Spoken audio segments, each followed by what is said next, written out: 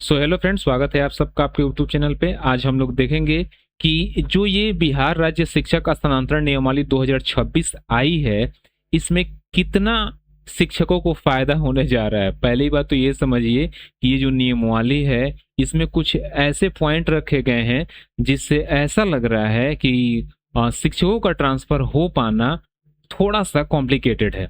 आइए पहले इसको हम लोग समझते हैं, उसके बाद हम लोग देखेंगे कि क्या सच में प्रॉब्लम होगी।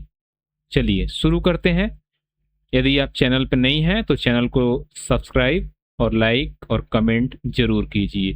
चलिए, इसमें सबसे पहले हम लोग क्या देखते हैं कि स्थानांतरण का सिद्धांत क्या कहता है। इसमें तो सबसे पहले यही चीज कह रहा है कि जो सर्वोपरि रहेगा वो छात्रों का आधार रहेगा, यानी कि छात्रों की जो शैक्षणिक हित रहेगा, इसको देखते हुए स्थानांतरण किया जाएगा। इसमें सबसे बड़ी चीज क्या है, यदि कहीं कहीं ऐसा है कि किसी विद्यालय में शिक्षकों की संख्या कम है और छात्रों की संख्या अधिक है, वहां तो कोई ना कोई शिक्षक जाएंगे, ये तो कंफर्म है।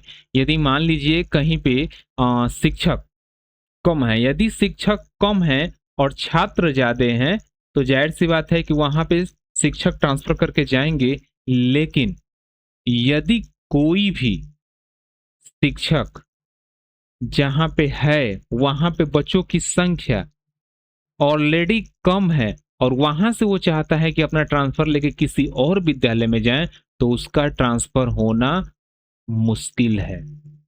जैसे मान लीजिए कि कोई विद्यालय ए है, कोई विद्यालय यहाँ ए है और यहाँ पे छात्र 100 हैं और यहाँ पे मात्र 3 ही शिक्षक हैं, और इस 3 शिक्षक में से कोई शिक्षक चाहता है कि मैं ट्रांसफर करा के अपने बी विद्यालय में चला जाऊं, तो यहां से ट्रांसफर शायद ही उनका होगा, और होगा तो वो पहले वेटिंग में रहेंगे, उनका ट्रांसफर बाद में किया जाएगा।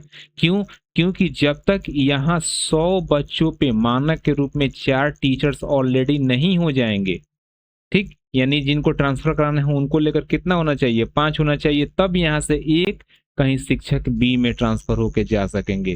नियमावली में ऐसा दिया गया है कि छात्र अनुपात शिक्षक को देखते हुए ही ट्रांसफर किया जाएगा। जबकि इसके पहले क्या था कि जब ट्रांसफर हुआ तो जो लोग अपना विद्यालय डाले थे उनका वहां पे ट्रांसफर हो गया था।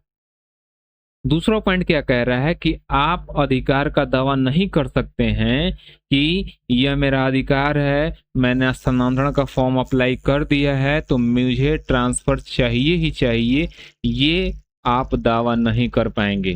किसके according? According to new transfer policy 2026।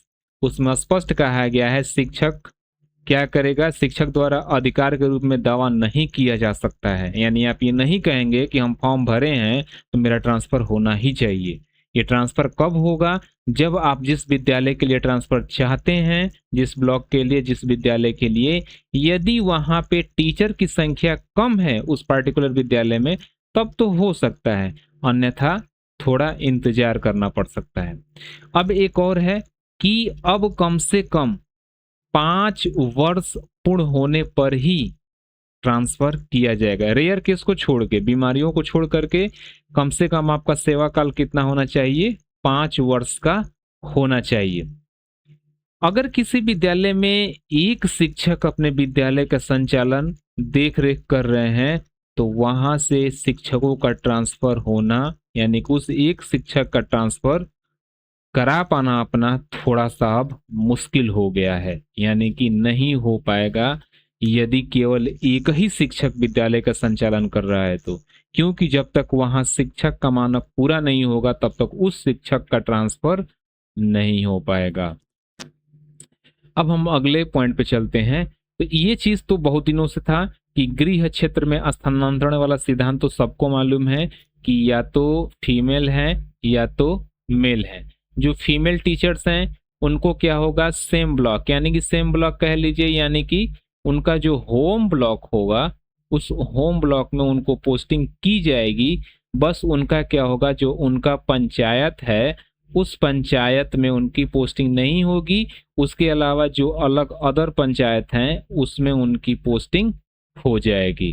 यानी कि ये पहले से भी सबको कंफर्म था कि उनको गृह प्रखंड तो मिलेगा, लेकिन उनको गृह पंचायत नहीं मिलके दूसरे पंचायत में ट्रांसफर होगा। लेकिन यहाँ भी वही नियम है, विद्यालय में शिक्षकों की कमी होगी तभी वहां पे वो जा पाएंगे, और जहां से जिस विद्यालय से ये ट्रांसफर लेना चाहते हैं वहां पे पर्याप्त मात्रा में टीचर होने चाहिए।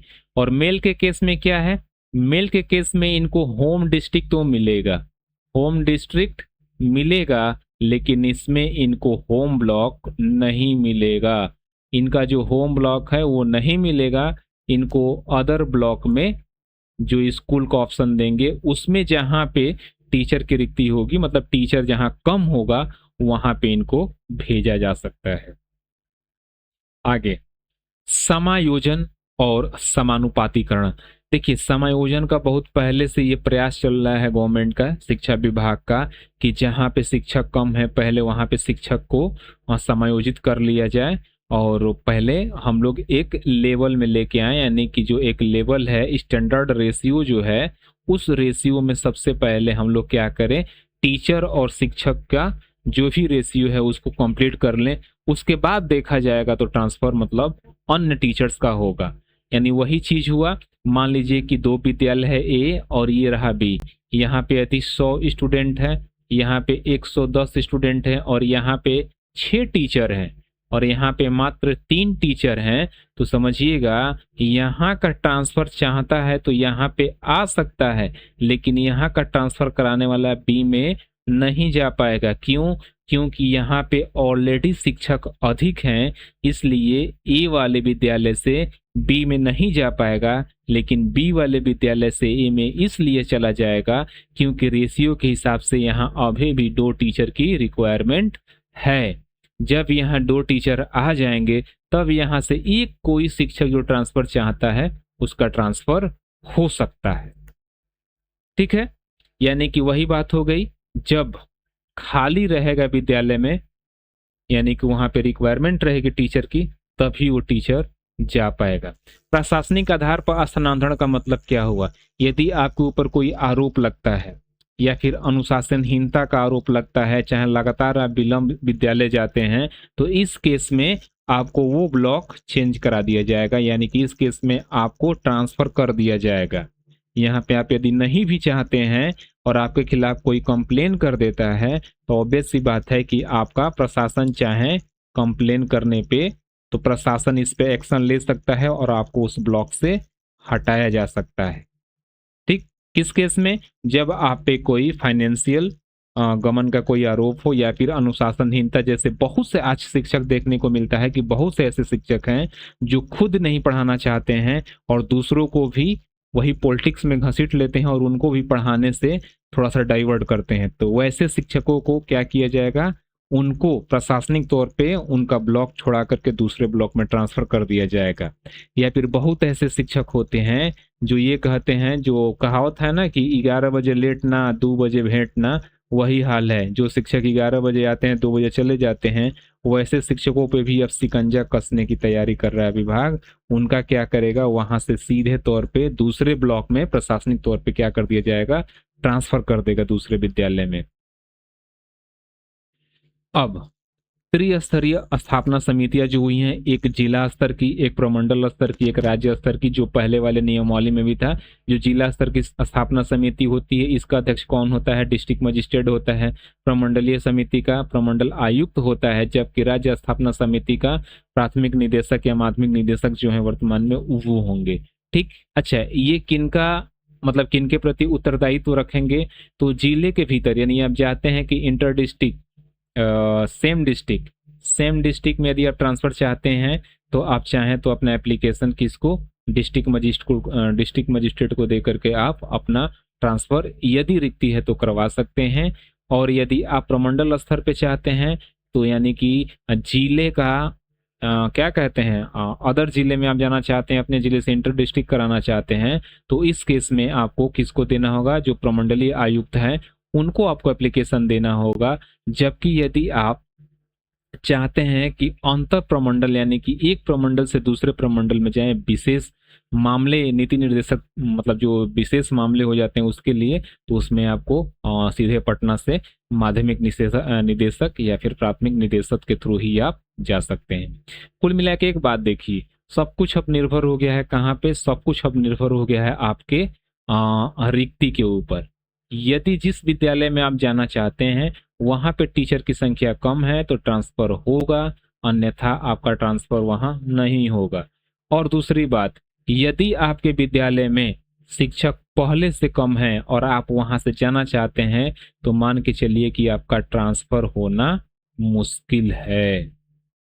अब नेक्स्ट में क्या है, पोर्टल आधारित पारदर्शित प्रक्रिया। ये तो सबको मालूम है कि जो ट्रांसफर पिछली बार भी हुआ वो पोर्टल के माध्यम से ही किया गया था।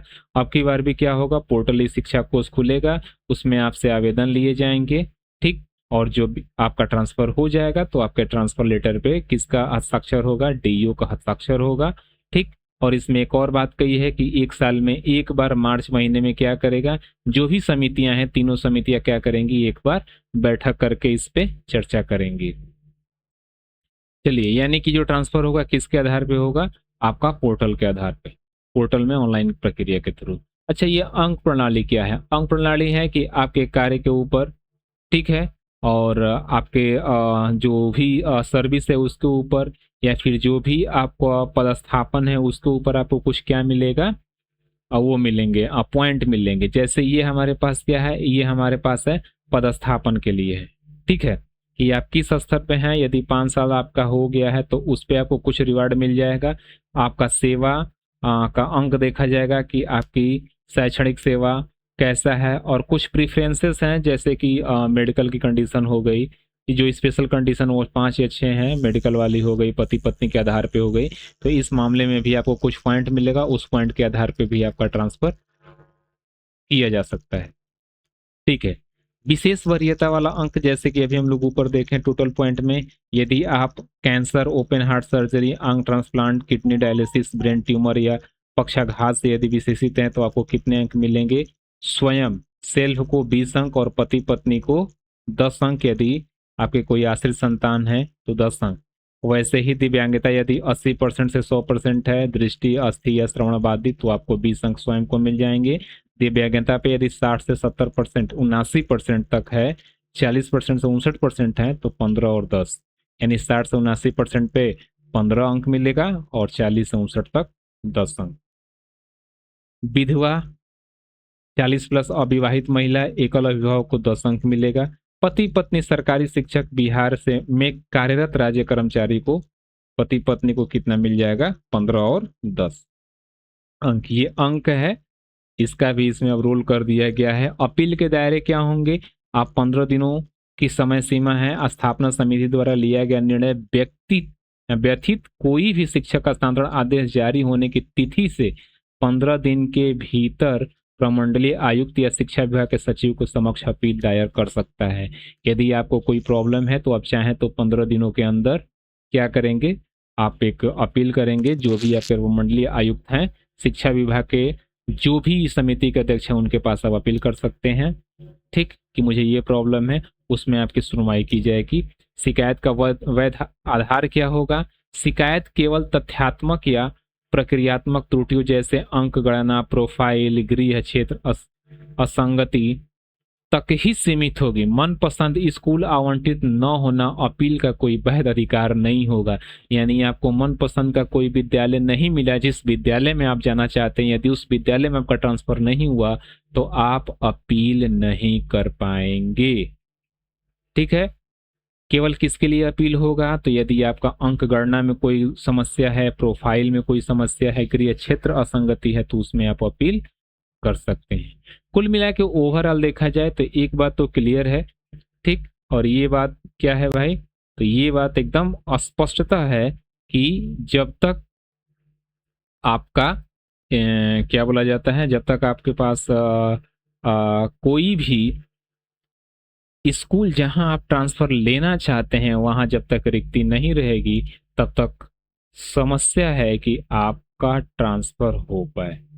अब बस यही है कि आपका जहां ट्रांसफर लेना चाहते हैं आप उस विद्यालय की सूची निकाल लीजिए और ये पता कर लीजिए कि यदि आप ए विद्यालय में जाना चाहते हैं, चाहे बी में, चाहे सी में, चाहे डी में, सबसे पहले तो आप ये देख लीजिए कि यदि आप एक्स विद्यालय में हैं और यहाँ यदि शिक्षक यानी कि टीचर और स्टूडेंट का रेशियो समान है तब, या अधिक है तब तो आप प्रयास कीजिएगा। लेकिन यदि स्टूडेंट यानी छात्रों का जो भी संख्या है टीचर के अनुपात से अधिक है तब तो आप प्रयास करेंगे तो हो सकता है कि आपको सफलता मिले। अन्यथा आप क्या कीजिएगा, यदि आपके यहाँ टीचर सफिशियंट है तो आप ट्रांसफर के लिए इच्छुक हैं, तब आप पहले क्या कीजिएगा, उस विद्यालय का चयन कीजिएगा जहाँ पे शिक्षक क्या हो, कम हो। जो टीचर हो यदि कम है तो आप वहाँ अपना ऑप्शन डाल सकते हैं, तब आपका 100% उम्मीद है कि ट्रांसफर हो जाएगा। अन्यथा हो सकता है कि कुछ विलंब हो। हाँ, सबसे बढ़िया है कि आप म्यूचुअल ट्रांसफर के लिए प्रयास कीजिए। सबसे बढ़िया क्या है, आप म्यूचुअल ट्रांसफर के लिए प्रयास कीजिए।